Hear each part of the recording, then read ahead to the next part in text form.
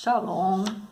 Hoje vamos estudar Mateus 21 e começa falando, né, sobre Jerusalém. Jerusalém, né, era Páscoa, né? Jerusalém com certeza estava lotada, cheia de visitantes, porque nas festas o povo judeu, e até hoje ainda vão a Jerusalém nessas datas, Páscoa, Tabernáculo, enfim, nas festas, né?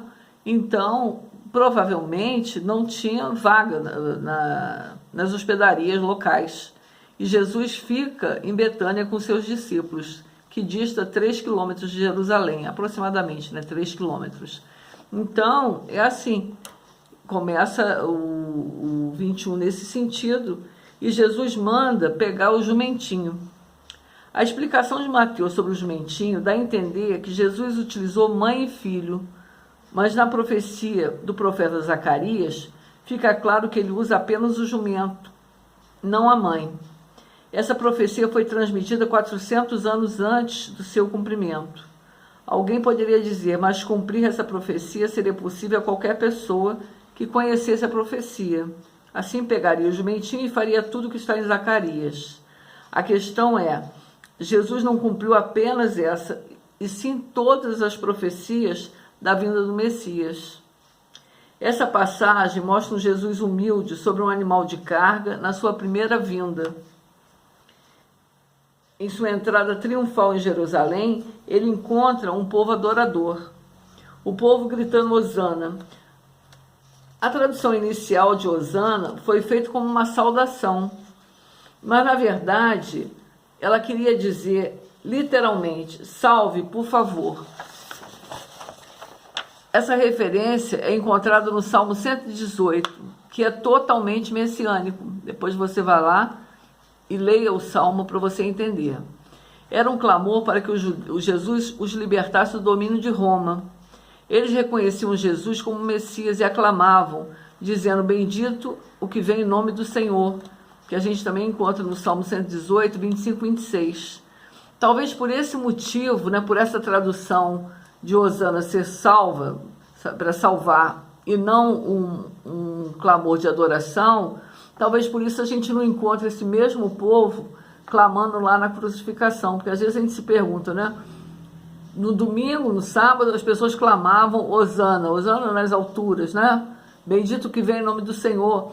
E a gente acreditava que eles estivessem em adoração.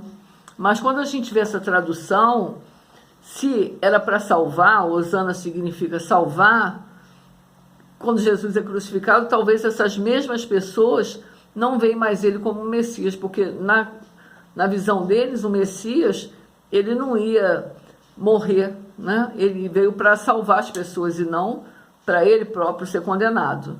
Talvez essas pessoas deixem de ir por isso, né?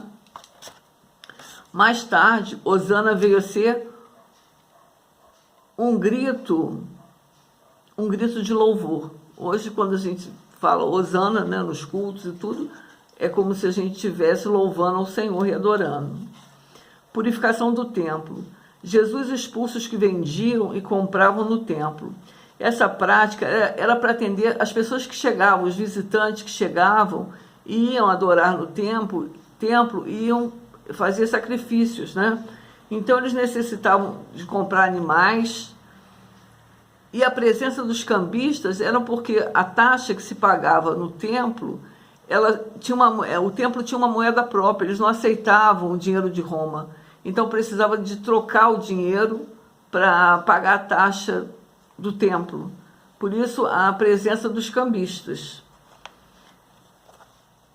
Jesus não aceita a presença deles ali e declara que a minha casa vai ser chamada casa de oração, citando Isaías 56, 7. Você leia, eu não estou mais colocando a passagem justamente para você passear na Bíblia e você com seus próprios olhos, você vai lá ver e comprovar que uma coisa, ela está confirmada em outras passagens, né? É bom que você vá no Velho Testamento, porque lá vão ter também outros versículos que com certeza vão despertar a sua curiosidade. Os cegos e os coxos foram ao templo e foram curados. E a sua presença naquela época não era uma presença permitida no templo. Coxos e cegos, eles não tinham acesso ao templo. Provavelmente, eles desafiaram as autoridades porque Jesus estava lá. Jesus os cura. E com isso, os escribas e os sacerdotes se iram. Ao invés de se alegrarem com o que viram, né, as bênçãos, a operação dos milagres, eles se irritavam. Inclusive com as crianças, porque tinha um coro de crianças adorando ao Senhor. Indignaram-se, não conseguiram enxergar Jesus como Messias. Jesus declara que pela boca das crianças viria o verdadeiro louvor. Ele está fazendo uma referência a essas crianças que estavam adorando ele no templo, né? A figueira seca. Resposta ao povo de Israel que tinha folhas, mas não tinham frutos. O início habitual das estações dos figos em Israel é junho, mas os primeiros frutos começam a aparecer até mesmo em maio. As folhas são promessas de fruto. Ao amaldiçoar a árvore, ele também estende a nação de Israel. A nação professava a fé em Deus, mas rejeitaram o Filho de Deus.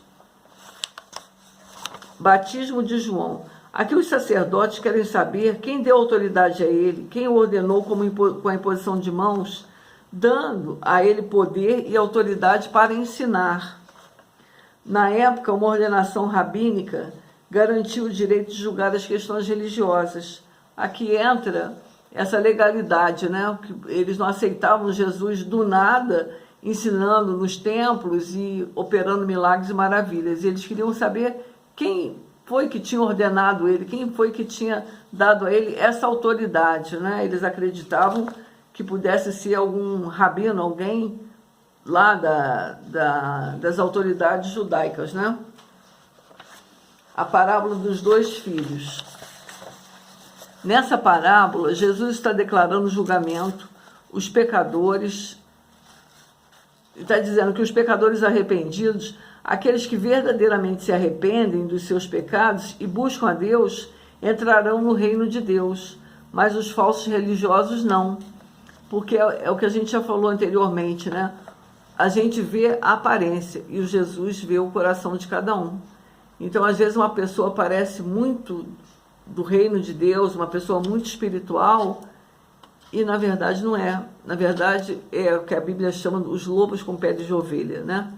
Então, assim, aqui ele diz que os verdadeiramente arrependidos, isso não importa se chegou tarde, se só chegou agora para o reino de Deus, só agora que reconhece Jesus, já no final da vida, foi agora que a pessoa se arrependeu, não importa. O que importa é que quando ela se arrepende verdadeiramente e segue a Jesus, ela conquista o reino. É isso que o Senhor está falando. Parábola dos lavradores maus. Jesus inicia com a linguagem do cântico da vinha. Aí você vai lá em Isaías 5 e leia do 1 ao 7, que você vai entender essa passagem aqui. Meu amado é Jeová, é o Deus Todo-Poderoso. A vinha representa Israel. Jesus fala nessa parábola que muitos profetas vieram antes anunciando a vinda do Messias e foram maltratados. Agora eles estão tramando a morte do próprio Jesus. Então aqui, quando ele faz uma comparação, ele está dizendo que muitas pessoas vieram antes anunciando que o reino chegaria e foram pisadas, maltratadas e até mortas, né? E agora eles tramam a própria morte do Messias, do Filho de Deus. Quando Jesus fala da pedra rejeitada, é uma referência ao Salmo 118, 22, 23. Não deixe de ler esse salmo, porque ele é totalmente messiânico e você vai ver que muitas coisas escritas no Salmo 128, elas são também confirmadas não só em Mateus, mas também em outros evangelhos.